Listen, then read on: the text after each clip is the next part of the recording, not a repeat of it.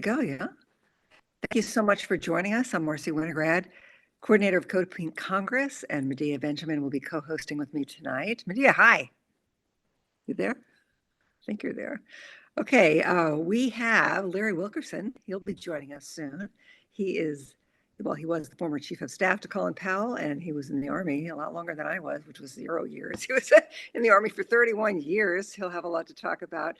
The title is Will DOGE Dare Cut the Pentagon? And we have ideas on how to do that. Medea, why don't we start off with some news updates from you? Well, yeah, there's some terrible news on the Gaza front. You might know that the first phase of the ceasefire ended on Saturday, and instead of moving to the second phase, Israel has proposed something different, which is an extension of the first phase, because they're just interested in getting as many hostages back as they can and not going into phase two, which would mean that they would have to remove their troops from Gaza. They've been violating phase one all along. And then they announced the second day of Ramadan that they were going to stop all humanitarian aid from entering Gaza, which is absolutely a war crime. It is disgusting. It is inhumane. And here they are doing it. They say that they have consulted with the Trump administration on this. That's not clear. But they also seem to be using this as a negotiating tactic, which is just so horrific to think that they are using the starvation of the people of Gaza as a negotiating tool. In the meantime, the Arab countries, 22 of them, are meeting in Cairo. And while many of us have little faith in the Arab world because they've sat by and watched this happen for the last 16 months, it is the only place, it seems, where an alternative to Trump's proposal of taking over Gaza and removing the people from who live there and turning it into this Riviera of the Middle East, the only place an alternative is going to come from. And we are waiting to see what their alternative is. It seems like the basics of it is that the Palestinians would stay there. Rebuilding would happen in phases with people being moved from one part of the Gaza Strip to another while it's happening. But the big question is who would govern Gaza during this transition time. And I think that is one of the things they're trying to come to an agreement about. In the meantime, there is a visit happening from the finance minister, Bezalel Smotrich, the extreme right-wing member who is still in the cabinet, and he is meeting with the Treasury Department today. You might recall that the first day of Trump was in office, he lifted the very tiny number of sanctions that the Biden administration had imposed on some of the most violent settlers. And Smotrich represents those violent settlers. He has said openly he wants to see settlements in Gaza and he wants to see Israel take over the West Bank. So it's very unfortunate that he has been given an open door to meet with the Treasury Secretary. In terms of some of the things that are happening in Congress, we have been focusing the last couple of days on getting more members of Congress to sign on to this bill calling for the U.S. to start refunding UNRWA, the UN relief agency. But something was just introduced today that we are quite excited about, and that is joint resolution of disapproval, which Bernie Sanders had introduced on the Senate side to stop the $7 billion in weapons to Israel, has just been introduced today on the House side by both Pramila Jayapal and Rashida Tlaib, with 13 co-sponsors. It's a good start, and it means that all of you who are on here in the coming days can be contacting your members of the House and asking them to sign on to the joint resolution of disapproval. You might have heard that the Trump administration has bypassed Congress to send $4 billion. So we're trying to stop this other tranche of $7.4 billion. So that is my update. Oh, and one more thing on the Ukraine front. The Trump administration has put a pause on sending more weapons to Ukraine. This has been greeted with howls of disapproval by the Democrats and by many of the war hawks in Congress as well, saying, how can we abandon our Ukrainian friends? But as our guest tonight, Larry Wilkerson, can tell you, it's not abandoning our Ukrainian friends. It's actually helping them by stopping a war in which they have been suffering and dying from every single day. So those are my updates, Marcy. Thank you so much, Medea. Thank you for the updates. Thank you for being on Capitol Hill every day in those offices. And that's great news about Pramila Jayapal introducing resolutions of disapproval. And hopefully we can talk to or leave messages tonight for our congressmen calling party at the end of this program. And in addition to urging specific cuts in the Pentagon budget, I think we could probably cut the entire $1 to $2 trillion nuclear rearmament program and close those military bases overseas. We have some other ideas, but so do stay with us for the end of the program when we'll be making those calls to our House representatives. Also, I wanted to just share with you a couple of updates myself, and that is that Pete Hegseth, the head of the Department of Defense now, the War Department, he is denying the reports that a halt has been off. A halt is in the offing against cyber operations against Russia. He says that's not true, but that is what is being reported.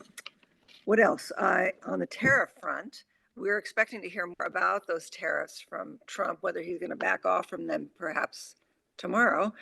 So far, what we're hearing is that he is increasing tariffs on Chinese products by 10 percentage points, bringing the total tax on some to 45%. He's also imposing a 25% tariff on goods from Mexico and Canada. He may walk that back. We'll see. China, meanwhile, has imposed tariffs of up to 15% on a lot of U.S. farm products, including soybeans.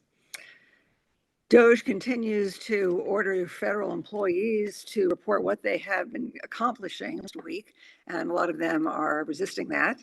And I've even heard that there are whole departments that are being told not to respond, including the FBI and the CIA.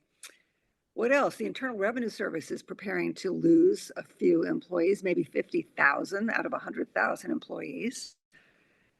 Congressional Republicans, being encouraged by Musk, are threatening to try to impeach or remove some of these federal judges that are standing in the way of massive layoffs and federal agencies.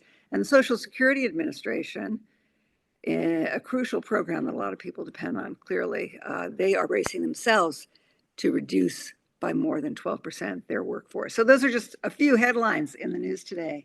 Medea, back to you. Yes, we are waiting for our guest, Larry Wilkerson, to come on. So in the meantime, I will tell you one of the things that we're going to tomorrow, which is a hearing that's going to be a lot of sparks flying, and that is about the sanctuary cities. And they've called in the mayors of several of the sanctuary cities, including New York City, Chicago, Denver, and Boston. And the Republicans will be grilling these mayors in the fashion that the Republicans grilled the heads of the universities back when they were grilling them about allowing students to have protests on their campuses in support of the Palestinians. I think it's going to be something like that. So we are going to be at the hearing tomorrow to see how that pans out. And there will also be the state, well, it's not called State of the Union. Trump is giving his talk tonight at the end of the hour at 9 o'clock Eastern time. And he will be addressing Congress. Now, a number of members of Congress are responding in different ways, the Democrats. Some of them have are boycotting, refusing to go. I know AOC sent out a notice saying that she was not going and others not going. The problem with not going is they just fill the seats with someone else, so you can't even tell. We saw that when Netanyahu visited. Others are bringing guests who have been harmed by the Trump administration, many of them bringing federal workers who have lost their jobs. And then there will be a response from the Democrats who will be doing their responding afterwards. And there are several different Democratic groups that are doing, instead of listening to Trump, they're having a bunch of different members of Congress who will be speaking at the same time. So there's a lot going on. There are protests that are happening outside outside Congress right now. One is people who want to see continued money sent to Ukraine, and there are also people who are part of the Black Lives Matter movement who are having a protest tonight as well. The response from the Democrats will be Alyssa Slotkin, who is a brand new senator from Michigan, right? And she won in a state where Trump won. So they felt it was important to have someone like her be the respondent. So those are some more updates. Do we have Thank you so Larry? much. Oh. Well, let me know when Larry joins us. But in the meantime, I wanted to share with everybody what's going on. We have a campaign called Expel the ADL, Expel the Anti-Defamation League, one of the biggest Israel lobby organizations in the United States, with an office in Israel itself. It spent over $1 million last year lobbying, in part to promote the Anti-Semitism Awareness Act, which would institute the International Holocaust Remembrance Alliance definition and examples of anti-Semitism that are markers for conflating anti-Semitism with anti-Zionism. If you say you're an anti-Semite, according to that definition. And it really opens the floodgates to complaints there we go, yeah, for complaints to be lodged with the Department of Education, if it still exists, I don't know. In the meantime, I wanted, if we could just scroll down, we have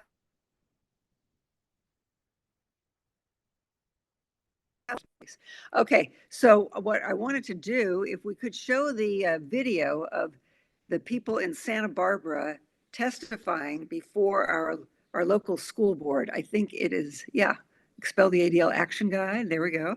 And we go down, there we go. Okay, so let me just explain what's happening here. So in California, we're really mobilizing to challenge the ADL because California, being a state of almost 40 million people, is setting the trend for the Israel lobby, and they want to take this state to state, all right? They want what they call official Holocaust education in every state. They are bemoaning the fact that it's only in 29 states. What's official Holocaust education?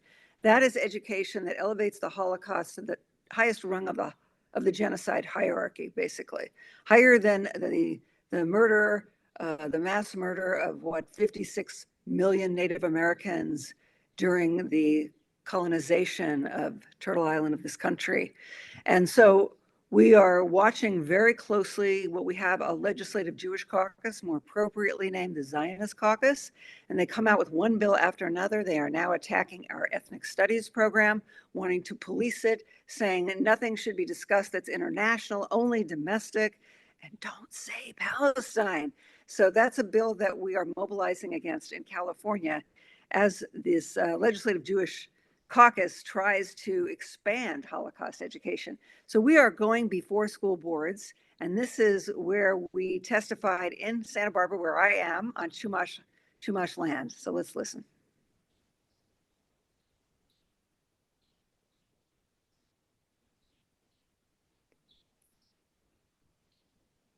Good evening, everybody. I'll just go really fast. I came back from a 5-month mission, help injured kids and parents lost their kids, resulting in Israel genocide in Gaza.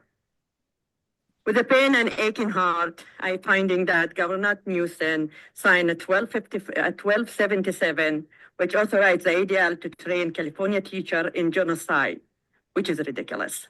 A genocide denial and a pro-Israeli propaganda to train our kids in Palestinian-Israeli war/genocide without integrating Palestinian-American scholar or training to help with the training.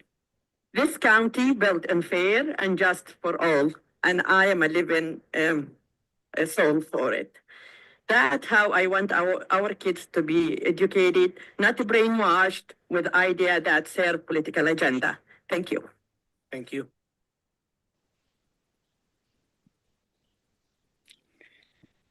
We could continue unless we have Larry with us. We do. Oh, good. Okay.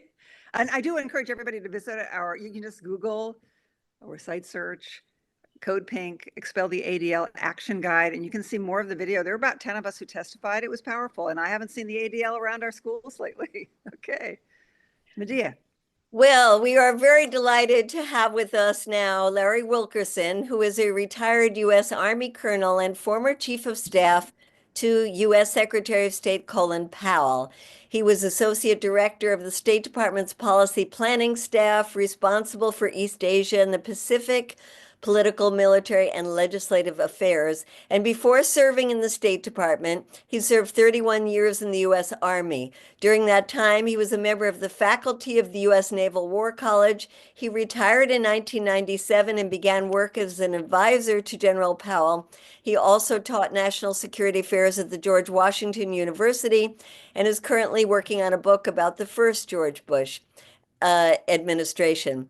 He is a frequent lecturer and speaker, and I love hearing him almost every single week, Larry, right? It may be even more than once a week on Judge Napolitano's show, which is a podcast that reaches about 500,000 people. So when you hear Larry tonight, you'll want to hear more. You can find him on that wonderful show by Judge Napolitano. And thank you so much for joining us, Larry. I think you're on mute. You're muted, Larry. Thank you, Medea. And I'm really sorry to be late, but it's been a hectic day and I lost my computer and I'm having to do everything on the phone. And I had no idea how difficult it would be to do what you're doing right now on the phone because I didn't have the app on it. So I had to go search for that and download it. And I told the judge this morning I may be limited in future because I'm in a disaster right now with my computer. It's completely, it won't talk to me. It won't receive any signals from me. If anybody knows anything about MacBook Airs, you know, it has a sort of an AI on it called Siri, and you ask her to do things. And generally speaking, if it's related to the computer, she can do them. She puzzled over it about 3 minutes and then came back.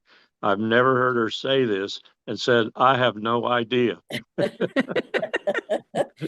Well, we're so glad you found the app on your phone and you joined us, Larry. You know, this is such a disaster. I spent 2 hours this afternoon, along with actually 2 other professors, speaking to a group at the George Washington University that's composed of all manner of, I would say, mid-level to just above mid-level bureaucrats, and I don't mean that term derisively, I mean it simply descriptively, in the military, all services, including the Space Force, in the CIA, in the DIA, in the NSA, NASA, NOAA, almost every federal agency that you can think of, FEMA, is represented in this group of about 60, I'd say somewhere between 35 to 55-year-old Americans, male and female, who are very integral to our government. And they come to this course because they want to learn something about the higher level of strategic and political thinking in their country. And it's a good course. It challenges them. They had a couple of speakers today, including me, who challenged them big time. One of the challenges I threw at them was unlike anything they probably thought they were going to hear. I think a lot of it, because as you might imagine, of the topicality of it, a lot of it had gravitated with other people down to their fear or lack of fear, I guess, in some cases, relish, maybe even some cases, of the current administration. And I would say that the mercurial nature of that administration, especially its principal member, Donald Trump, has really got a lot of them concerned. They're concerned about their jobs. They're concerned about what they'll be asked to do if they stay in their jobs and all manner of other things. But we talked about not that until we got the main message out. And then we talked about that as it pertained to the main message. And the main message was nuclear weapons. From the point of view of what Trump and Vladimir Putin of Russia, have announced, this could be one of the most positive developments in the past 20 years, perhaps even were we to have gone on further in this insane nuclear arms race in the entire period since we invented nuclear weapons. And what I mean by that is that apparently there has been tacit agreement by both leaders, one in Moscow, one in Washington, to meet at some date certain in the not too distant future to talk about a 50% cut in both of our arsenals, which are now, as you probably are aware, growing again. Not only growing again, taking on new technological dimensions that are frightening indeed, not least of which is the $1.7, $1.8 trillion that we're going to commit over the next decade or two to what is in the language called securitization, suretization, and modernization. Securitization simply means making sure that they don't go off when they shouldn't. It's more complicated than that, but that's basically what it is. Suretization means that they will go off when they're wanted to go off. And modernization, of course, is self-explanatory. It's that latter category that truly troubles me, because some of the modernization is truly not just astronomically expensive, it's unnecessary. And even more so than either one of those two criteria, it is deadly dangerous. What we are attempting to do in some categories, at least, is develop a first strike capability that would give us the opportunity. And let me back up and tell you that we're one of the few nations with nuclear weapons, 9 now, that hasn't said it disavows first use. We will not say that.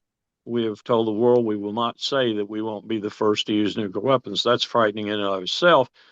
But now to understand that we have labs like Sandia and Los Alamos and so forth working to develop the technology to where we can strike first and not expect all that big a blow coming back if we do it well and with this new technology is truly disturbing. To think that my country is contemplating a first strike with nuclear weapons makes me want to take off for New Zealand or to Canada or some other place we're harassing right now. It truly is disgusting that we would be operating in that way. But I think it's fair to say that we do have a niche in the nuclear weapons complex that is working on this particular thing. Why do I say that it's a niche, and why do I say that it's a different niche, for example, than it was when it got its grounding, if you will, in the Manhattan Project? You've all seen the movie Oppenheimer, probably. You know what I'm talking about. With Teller, Oppenheimer, and the other old guys involved. They weren't old guys then, but they're certainly old guys now. If they're still alive, they're dead, most of them. What we have now in the nuclear weapons complex is 40-year-olds, 40 to 50-year-olds. Think Elon Musk. Think that kind of person in the nuclear weapons niche, maybe down a little bit from the affluence and the oligarchical status, but nonetheless, brilliant people who are PhD possessing, some of them multiple PhDs, working in our labs, and they have absolutely no conception in most cases of what they are doing in terms of human danger. They're just doing it because they're paid well and because they are excited about new technological developments. Like, for example, a MIRVed warhead that will have a CEP of about 10 feet instead of 100 meters. And what is a CEP? It's a circular era of probability, technical name for where will this missile hit given the math associated with it, the physics associated with it. And if you can't hit closer than 100 meters, then you have to put many, many missiles on a silo, an enemy silo, deeply dug into the ground in order to make sure that missile can't come out and be shot at you. So you have to put 10, 15 missiles on that one silo. Well, with this new technology that guides these warheads, and it's not just one out of one missile, it's 10 to 12 out of one missile. It's called multiple independently targetable recovery vehicles, MIRVed warheads, an acronym. And it means one missile is carrying 10 to 12 of these warheads, each one of which has about 100 times the explosive power of the bombs we dropped on Hiroshima and Nagasaki. So just think about 10 or 12 of those hitting you, and think about 6 or 7 missiles, each with 10 or 12 coming in on your silo. Well, now to give us a first strike capability that really makes sense in technical terms, we're working on a warhead that will put it within about, a foot or two. So that means you don't have to put as many missiles on it. That means you don't have to use as many missiles in a first strike. And it means you get 90+% assurance of eliminating your enemy's most dangerous component in a first strike, is land-based missiles. This is very dangerous. It's extremely dangerous. And as I said, the ethic in the labs is we're pushing the technology envelope. We're doing what we need to do. We're spending the money on a good purpose. And we're going to do even better than the guys in the Manhattan Project did. This is scary. This is very scary. It reminds me to a certain extent, too, of what Sig Hecker, the physicist that we sent to look at the reprocessing facility at Yongbyon in North Korea, in 2001, 2002, when we were working with the North Koreans to try to get them to stop their program. Sig was walking down the center aisle of the facility with the head of the facility, North Korean, and all of a sudden the head stopped him and let a gap develop between Sig and he and the rest of the people walking on down the aisle who were his scientists and workers in the reprocessing facility. And he, in English, said to Sig, "What am I going to do with these people? What am I going to do with these people?" And at first, Sig didn't get it. And then the guy talked to him in more depth. And he said, "These people have the best jobs in North Korea. These people have terrific jobs. They're well paid. They have nice homes. This is not the normal North Korean. These people are the elite.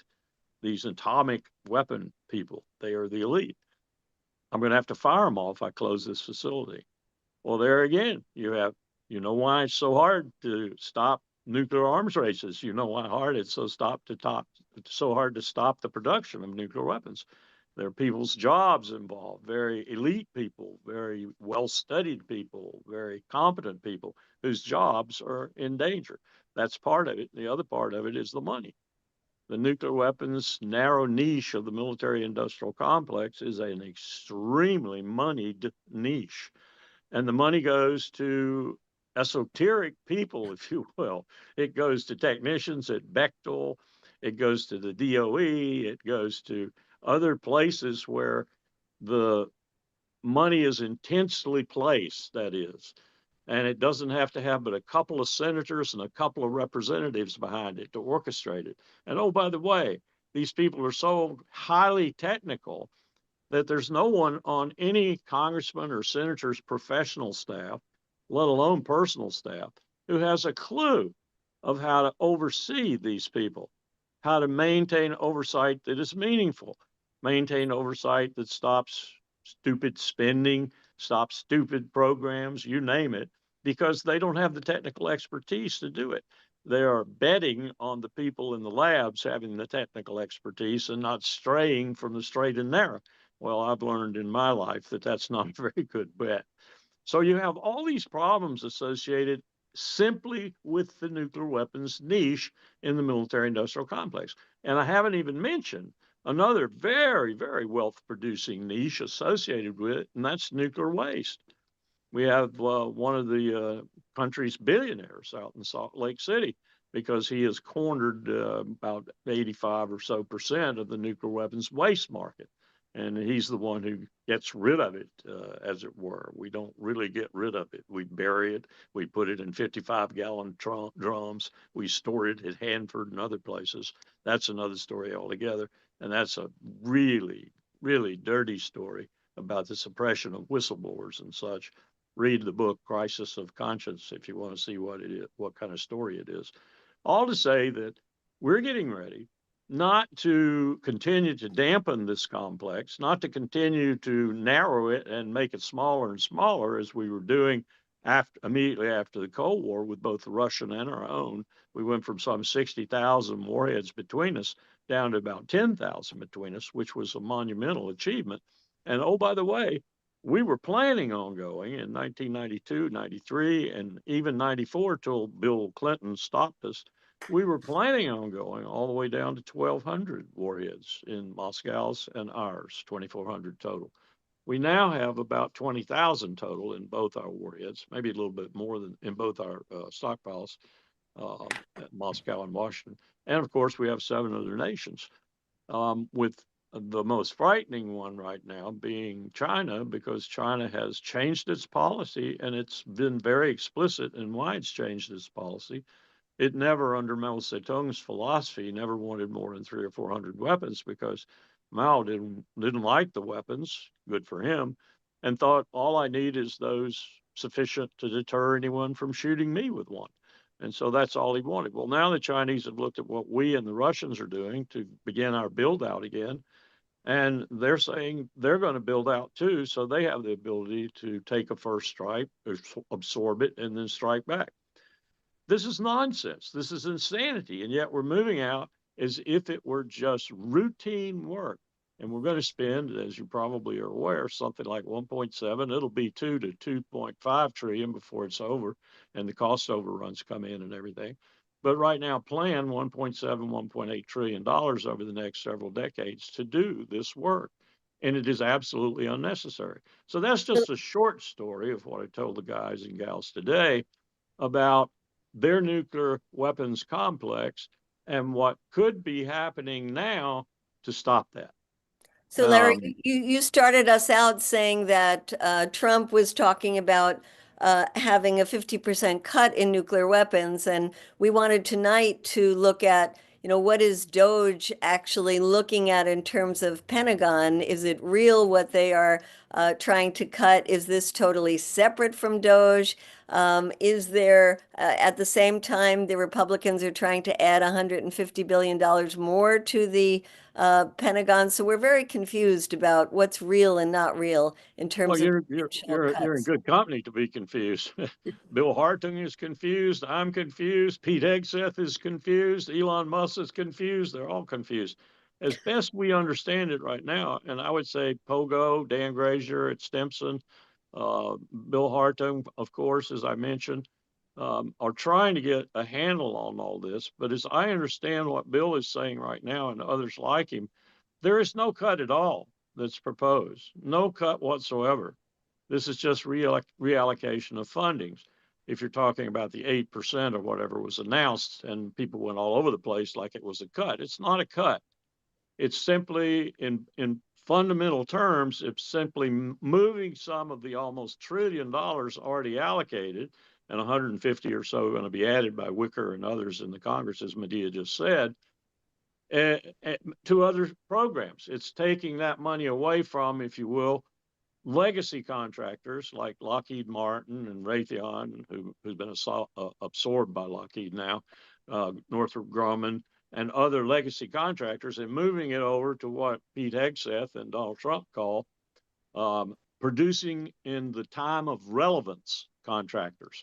And that simply means that what they produce comes out before it's obsolete, which is a real problem with legacy contractors. What they produce costs a fortune, And when it comes out, it's almost or is obsolete. And they don't want that happening. So they want to shift to the Silicon Valley type contractors, at least 8% of the defense budget. So it's not a cut, it's just going to different contractors. As far as Elon Musk and his operation with regard to DOD, I understand there's very hot controversy right now, though Hegseth has come out and said that he's all right with Musk poking around his building or his responsibilities. I think there is some tension between Musk and Hegseth and the people in the Pentagon who want to do the changing, if you will, themselves rather than have an outsider who really does not know that much about Defense Department business to come in and do it. I don't know if that's going to be resolved. I don't know if it's going to be resolved in favor of Elon Musk and his group or in favor of Hegseth and his. I figure there'll be some kind of motley compromise and both will go after it. Hegseth has said in the remarks he made to the town hall in the DOD that he's going to have an audit in his 4 years, a successful audit. It's going to be said to be successful by the GAO or whomever will assess it. That would be a first. And I'd give it a 50-50 chance. It's extremely difficult to do, mainly because of the contractors and the fact that they're multi-year contracts and such. And it's very difficult to audit all that because the contractors love it that way so they can steal money. And they do steal money regularly. Donald Rumsfeld used to tell my boss, Colin Powell, that he lost $25 to $35 billion every year, and it was mostly contractors. So I don't think there's going to be, you can just forget, I believe, and I'm 90% sure of this, you can forget any cuts to an almost $1 trillion defense budget. Indeed, as Medea pointed out, you're probably going to see 130, 135, $150 billion, perhaps even, increase to the defense budget. And it's going to be spent on the same old tired systems and contractors, with the exception of that 8% that is going to be reprogrammed over to more nimble, more Silicon Valley-like contractors. Larry, thank you so much for joining us on CODEPINK Congress. I want to go back to what you were talking about with the nuclear rearmament program. I don't like to call it modernization because we are talking about new nuclear warheads, and modernization sounds so benign. This program, that's the reason they use the terms. Of course. So this program is a $1 to $2 trillion program over a few decades, as you mentioned. And we heard that Trump was calling for denuclearization, that he wants to sit down with Russia and talk about arms limitation treaties. And of course, he abandoned those treaties when he was president previously. And he wants China to sit down as well to talk about this. And I'm not clear on China's position in the past in terms of talking to Trump about nuclear arms reduction. My understanding was that China felt like, look, you're the one that has the thousands and thousands of warheads along with Russia. What do we have? So figure it out amongst yourselves. Do you think there's any hope? Could Trump, if he wanted to scrap this entire program, the Sentinel, could he, or would he need congressional approval, or does he care? This is one of the bright spots that I was beginning to talk about there in the beginning. Putin has sort of talked Xi Jinping into coming along. And so it's going to be a meeting of the three. That's what's being billed right now. And I think it's strictly on all their parts. I won't say strictly because we're all concerned, Putin and Xi Jinping too. I'm quite confident about the danger of these weapons. But I think the motivation at the moment is saving money. And they all three agree, apparently, that this is something that should be done based on the economic purpose of saving money, because we all are, in some manner of debt. All three countries are in pretty big debt right now. We're in $30.2 trillion of aggregate debt right now, with an interest payment annually on that aggregate debt, the equivalent of the defense budget plus. It's $1 trillion this year. That's our debt. It's awesome. So, and China's and Russia's is not that bad, but it's not that far behind in terms of the size of their economy. So they would love to get a savings from this too. So I think we're at a position where if Trump were to follow through, and Putin and Xi Jinping too, we could make some headway on cutting these awesome stockpiles of arms in the two most dangerous countries, and the third country becoming a dangerous country because it's building out. If we could stop that on the part of China, that would be a big achievement. And if we could cut our own, let's say we get back to he said 50%. Well, we've got about 5,200, so that's down to around 2,500. Russia's got around 6,000. That's down to 3,000. We're getting back on that track to 1,200 again. No more than 1,200 weapons. I'd like to go to zero, but as Powell used to say, you cannot disinvent nuclear weapons, so no one's ever going to take us to zero. I think that's probably a good reading of humanity. We're never going to be able to get to zero. Although the Non-Proliferation Treaty was based on that the powers that be, the big powers, the big nuclear weapon powers, would eventually get to zero too. I don't think that's going to happen. I'd love for it to happen, and it'll happen after I'm dead if it does happen. But this is a marvelous chance if he follows through on it, and if Putin and Xi Jinping follow through. Yeah.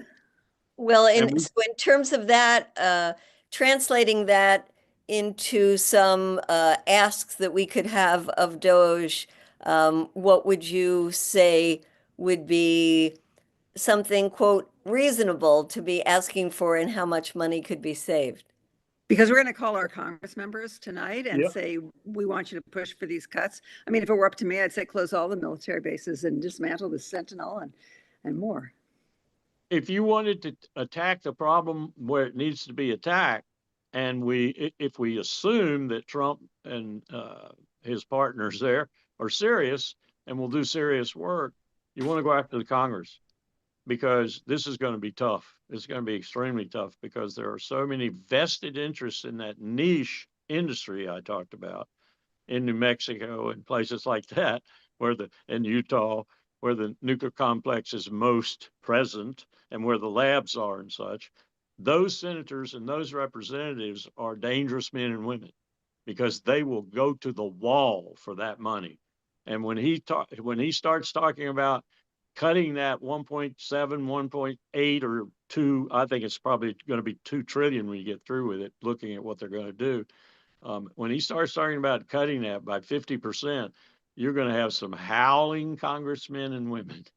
And that's going to be tough in both parties, Sure. I mean, I think it's mainly, though, the Republicans who are in the ICBM missile caucus who are demanding. Yeah. I found the Democrats on any issue like this were as bad as the Republicans, if not worse, because it's money and it's jobs.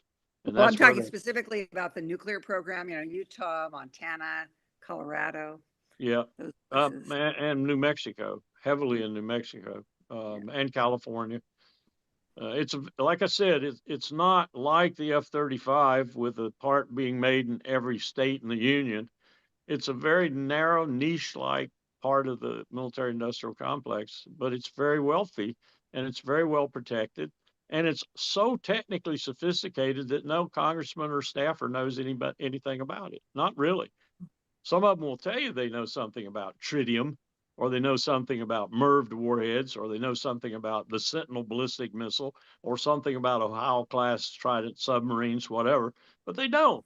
They really don't. They go on the contractor's word as to what's being done and what parameters it's being done to, and what the effect will be when it rolls off the presses, so to speak. I ran into this all the time. I ran into it with satellites and nuclear weapons. They're so sophisticated and so highly technical. We spend hundreds of billions of dollars and don't even know what we're spending it on. So Larry, when we're in Congress and going to these DOGE hearings, for example, we do hear a couple of members of Congress, like in the last hearing, Rep. Garcia saying, why are you going after the small money, things like AID, instead of going after where the big money is in the Pentagon? And when we confront people who are on the committee, like Marjorie Taylor Greene or Pete Sessions or others, they're saying, oh, we're going to go after the Pentagon. Don't you worry. We're going to go after. Now, what I see is like silly, ridiculously small cuts that they've already been touting, like $80 million. out of $850 billion budget. And even that $80 million is not clear that it's real. So we're just feeling, are they giving us the runaround and they're never going to really confront the Pentagon, or is it coming? I think the runaround is a better appreciation of what's happening. And here's another Yeah. area, though, where I think eventually there are going to be vulnerabilities. If Trump is talking about being more realistic in terms of our internationalism, he's not talking about Fortress America. What he's talking about is stopping liberal internationalism and instead a realities-based internationalism. What does that mean? Well, it means we come home from Europe, with the exception probably of Ramstein, because Ramstein is not for Europe. Ramstein is for the Middle East and China. That's what it's for now. And so are some of our bases in Italy. Some of our bases in Italy are not even aimed at NATO. They're aimed at the Mediterranean. They're aimed at the defense of Israel. They're aimed at the Levant. They're aimed at China. They're aimed at Iran. The Italians even got angry at us for spending NATO money, they said, on Aviano and other places to increase the stockpiles of ammunition and everything, because they found out the ammunition is not for NATO. It's for the Middle East. It's for China and war with China. So there are if Trump is going to do that, other than Ramstein, you're talking about shutting down Europe. Now, last time I checked, those overseas bases in that direction, minus Ramstein, it was about $35 billion. So you're talking about some pretty good money there if you're going to shut those bases down. The trick of the game is going to be, don't let them shift the money somewhere else. If they're going to pull he's also talking about pulling the bases out of Korea. We're back to Jimmy Carter again in that respect. He's talking seriously about pulling the bases out of South Korea. So if we're going to come home from that liberal internationalism in terms of the military supporting that liberal internationalism, then we need to recoup that money and not let it go somewhere else. That will be what probably will be the Congress will be talking about. If we're going to save $50 million or $50 billion on overseas bases to the east and $50 billion on overseas bases to the west, then that $100 billion is going to go somewhere else for defense. That's not the way they should look at it. Larry, Todd Pierce posted in the chat, we know where Hegseth stands. He wants war with China. The hawks in the Trump administration want war with China and Iran. What's your sense of it in terms of where Trump is at? Frankly, I noticed that Marco Rubio, who was all in for endless war in Ukraine and funding it, already at 175 billion, suddenly he's now Secretary of State, and he's saying, no, we have to draw down or defund it. I think Trump basically wants to stop the wars, and I think he wants to stop the money that's going to the wars. And I think he's going to have a tremendous problem. I think it's going to be the most pressing and difficult challenge of his 4 years this time, if 4 years is all he's going to do. That's another question altogether. Is he going to leave? And I'm hearing some disconcerting things from people who are hearing some disconcerting things from members of Trump's team in that regard. What do you mean? Wait. What do you mean? Why did he take out the service JAGs, for example? The service JAGs are the people who would rule on the constitutionality or not of his use of the military inside the United States. So you put JAGs and judge advocate generals in there who will rule for you and not rule for the law. There's some very dicey things going on right now in terms of people he's replacing. Look at what he did with C.Q. Brown. C.Q. Brown was a very highly qualified officer. He'd done all the things he should do before you're chairman of the Joint Chiefs of Staff. And the guy that he's bringing up, the 3-star Air Force general that he's bringing up, is a MAGA guy. He's not even qualified to be chairman of the Joint Chiefs of Staff. Why is he doing that? Because he doesn't want another Milley. He doesn't want someone who's going to object to things that are illegal in terms of the armed forces being used domestically. And what's he doing with the 10th Mountain and the 4th Mech and the 82nd in terms of 2 brigades and a division? He's putting them on the border. He's putting them on the border where they will be facing Mexico. And what's he doing with the drones flying over Mexico? And what's he doing hunting fentanyl labs in Mexico? And what's he doing making the cartels in Mexico angry so that they attack those troops on the southern border or start shooting down those drones? Who knows what he's doing? And who knows if Trump even knows about a lot of these things that are going on? But they're disconcerting in the sense that they look like they're getting ready for something. And that's not something I'm very happy about. Well, I am glad the that we other have a hand- wonderful woman in Mexico who's president now. Yes, Yeah. Lydia. On But- the other hand, Larry, it seemed like you were about to say that Trump doesn't want to go to war with China or Iran. No, I think he's very much opposed to it. And he's opposed to it for fundamental Trumpian reasons. It costs money and blood. And he doesn't want to spend money and blood. He wants to make money. And he doesn't want to send people to die. We forget that in his first administration, and a lot of my friends say, oh, you're just being fooled, you're just being fooled. In his first administration, the most harmful thing he did was send a plane in to kill Soleimani. And that's no war. If he wants to kill terrorists or kill people who are terrorists, even if it's against international law, that's one thing. It's quite another thing to start a war. And I think he's anti-war. I think he's fundamentally anti-war. It seems like he's anti-war in terms of countries abroad, but not in terms of the border. So, well, he's not anti-war. He's not anti-war when it comes to defending the continental integrity of the United States. And here's another reason that he's not anti-war, except for us. I guess you would still say that. And that is this unbridled support for this genocidal maniac in the Levant, Bibi Netanyahu. yeah, I saw him pull a chair out for him when Netanyahu visited. Quite a contrast to his meeting with Zelensky. We are perhaps on the verge of a much wider war in the Middle East that might feature Turkey, Iraq, Jordan, Egypt, Lebanon, Israel, and ultimately Iran. And ultimately, of course, if it does feature Iran, and probably even if it features Turkey, even if it's confined to Syria, and Erdogan is getting very angry about what Netanyahu is doing in Syria. Netanyahu is taking more and more land every day in Syria. He's just short of Damascus right now and making the new government in Damascus very uneasy.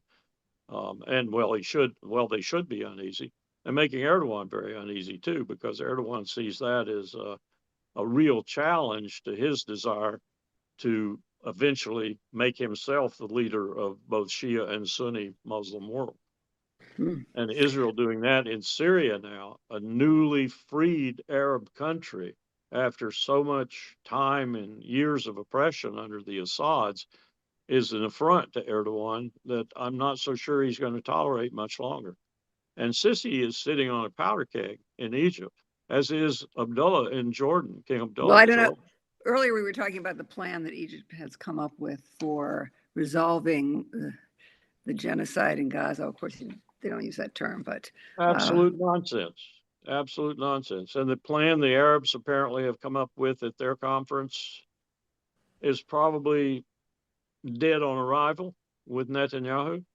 So we're sitting here looking at Netanyahu resuming the killing in Gaza, and he's already made the West Bank a second Gaza, and he's looking to take even more territory than what he's already taken in Syria. So this is really getting out of hand, and I'm more worried about that war now than I am Ukraine. Well, I think that is, in a way, it's a message to all of us to be even more active than we have been. And we know that we have committed activists on this Zoom, but we have to be visible. And I invite anybody who's interested in mobilizing against the Israel lobby in the United States to reach out to me. I'll put my email in the chat. So let's thank Larry. Let's maybe unmute. And let me say one other thing. One other important fact, and we talked about this at George Washington this afternoon. A lot of Americans don't realize this, but Netanyahu is sitting on nuclear weapons too. And were Israel to be in existential peril, which if 5 different armies were to converge on it in a rough concert, it would be in such peril. We have Golda Meir's words in 1972-73 to a BBC reporter when he asked her point blank, if you were in existential danger, would you use a nuclear weapon? And she said, absolutely. Saner minds must prevail. Thank you so much, Larry Wilkerson, for joining us. Let's all unmute and thank Larry. Sorry Thank you, about that. Larry. Peace. Thank you, Larry. Thanks a lot, Larry. Thank you. Thank you. Sorry about being late. Oh, No, You're a good guy, Larry. glad you're with us. All Take right, we're care. going to take a few minutes and call Congress. Grace will put a script up in just a minute. And what's the message? The message is cut the Pentagon budget, demand DOGE follow through on promises to cut waste. My goodness, the Pentagon has, as Larry mentioned, failed all of its audits, 7 straight audits. It's the most wasteful government agency. So basically, we're asking people, if you're with us for the first time, to get on your phone and call that number. It was there a minute ago, 202-224-3121. Ask for your member of Congress, your House representative, or your senator, and say, hey, now's the time to be pushing cuts to the Pentagon budget. We don't want another $150 billion added to an $800 billion plus budget. Where could we cut? Easily cut the Sentinel nuclear rearmament program and those arms transfers to Israel. Another $4 billion Trump wants. Ukraine, closing our overseas bases. We have almost, 800? Close them. The Pentagon, again, has failed the audits. Cut the Pentagon budget now. Let's send that message to our House representatives. We'll take a few minutes.